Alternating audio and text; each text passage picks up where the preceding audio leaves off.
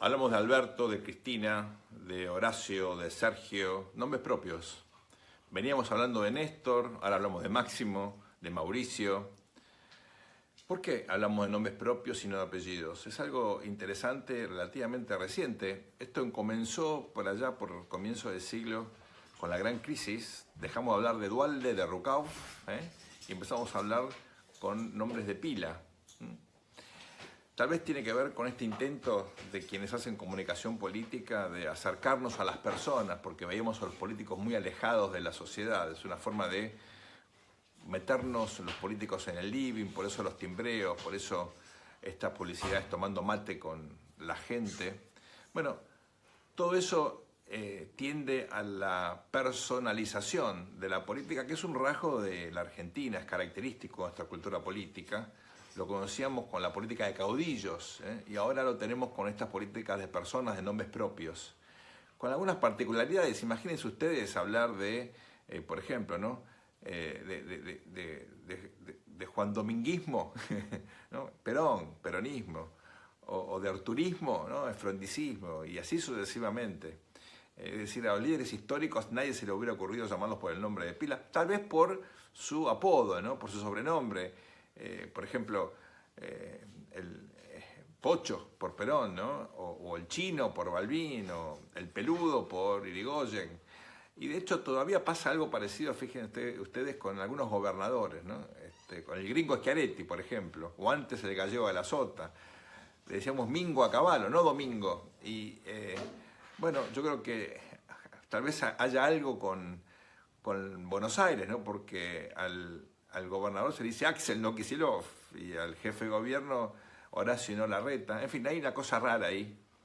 Pero lo importante es que, bueno, hoy en el artículo de La Nación, en mi columna, lo que trato de enfatizar es que al margen de esta cuestión tan singular de llamar por nombre o por apellido a nuestros políticos, lo más importante es que pasan las personas y quedan los problemas, ¿no? Y distinguir eso no me parece menor. Porque en la medida que pensemos que el problema es el otro, que en realidad se trata de una situación donde los culpables de lo que nos pasa son los políticos que piensan diferente a nosotros, entonces los unos les echan la culpa a los otros y el péndulo en todo caso va para un lado o para el otro y los problemas quedan sin resolver. Y me parece que es muy importante distinguir los problemas de las personas. En este contexto hay un problema fundamental que ya charlamos acá alguna vez, y es el famoso presidencialismo de coalición.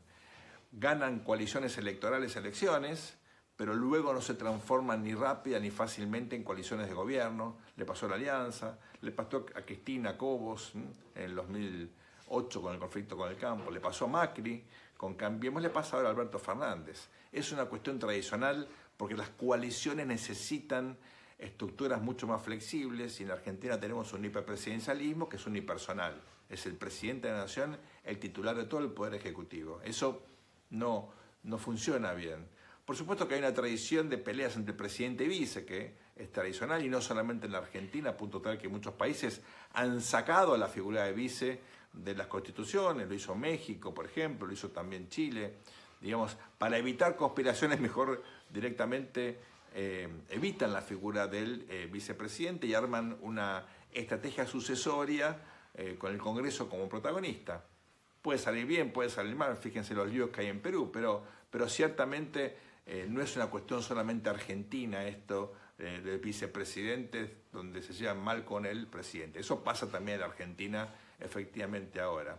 Pero más allá de eso, hay un problema central, y es que el Estado argentino es incapaz para brindar los bienes públicos esenciales: educación, salud, seguridad, justicia, cuidado del medio ambiente, infraestructura física básica. Eso es central porque muchas veces la demanda de la sociedad, de los ciudadanos, tienen que ver con un Estado que funciona mal o que no funciona.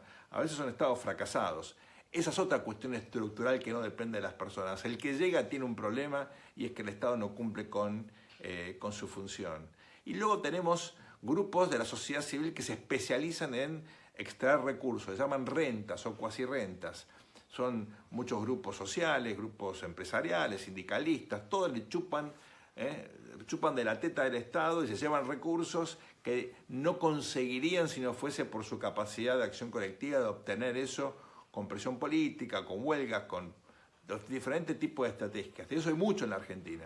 Y eso le agrega algo, se esclerotiza a la sociedad, se vuelve muy rígida, no tiene capacidad para adaptarse a cambios domésticos, internacionales, se convierte en una sociedad no competitiva.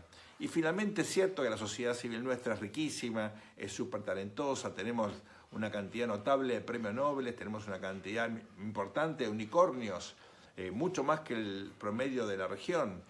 Argentina lidera América Latina en ese sentido y el talento nuestro es innegable, pero se trata en general de cuestiones individuales o de grupos pequeños como sociedad, como las reglas del juego están mal diseñadas, no funcionan, como está este personalismo al que yo me refería antes, ese talento en muchos casos se desperdicia o hay gente que se va.